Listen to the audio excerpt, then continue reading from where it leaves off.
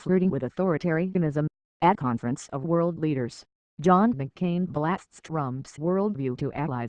McCain says, "We cannot give up on ourselves and on each other. That is how world orders really do decline and fall." Without ever mentioning President Donald Trump by name, Senator John McCain used a speech in Germany on Friday as an international platform in an apparent blast at his fellow Republicans' policies and worldview. Speaking at the 2017 Munich Security Conference, McCain, our Arizona chairman of the Senate Armed Services Committee, warned the world leaders against isolationism. The so-called think tank conference has met for the past 5 decades, drawing leaders for debate on international security challenges.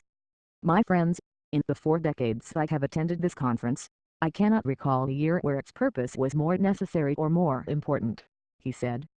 The next panel asks us to consider whether the West will survive. In recent years, this question would invite accusations of hyperbole and alarmism. Not this year. If ever there were a time to treat this question with a deadly seriousness, it is now.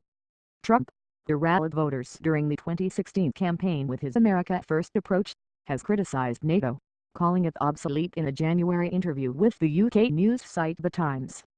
Trump's comments have alarmed European leaders and NATO ally countries. The public feud, Donald Trump versus John McCain. McCain's public bickering with Trump has heightened in recent weeks. At the summit, he called on world leaders to take seriously his fears over the president's policies. According to a transcript posted on McCain's website, the senator went on to target Trump's signature enforcement orders and worldview. What would von Kleist's generation, the founders of the Munich conference, say if they saw our world today? I fear that much about it would be all too familiar to them, and they would be alarmed by it. They would be alarmed by an increasing turn away from universal values and toward old ties of blood, and race, and sectarianism. They would be alarmed by the hardening resentment we see toward immigrants, and refugees, and minority groups, especially Muslims. They would be alarmed by the growing inability, and even unwillingness, to separate truth from lies. They would be alarmed that more and more of our fellow citizens seem to be flirting with authoritarianism and romanticizing it as our moral equivalent. How Arizona sends. John McCain and Jeff Flake voted on Trump nominees. Though McCain did not mention Trump by name, he did single out the vice president. "I know there is profound concern across Europe and the world that America is laying down the mantle of global leadership," he said. "I can only speak for myself, but I do not believe that is the message you will hear from all of the American leaders who cared enough to travel here to Munich this weekend. That is not the message you heard today from Secretary of Defense Jim Mattis. That is not the message you will hear from Vice President Mike Pence. That is not the message you will hear from Secretary of Homeland Security John Kerry. And that is certainly not the message you will hear tomorrow from our bipartisan congressional delegation." McCain finished his remarks on an optimistic note, calling on ally countries to join him in denouncing adversaries who aim to create divide.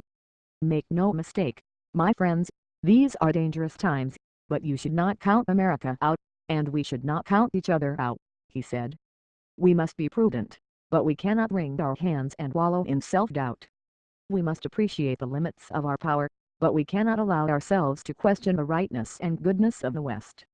We must understand and learn from our mistakes, but we cannot be paralyzed by fear.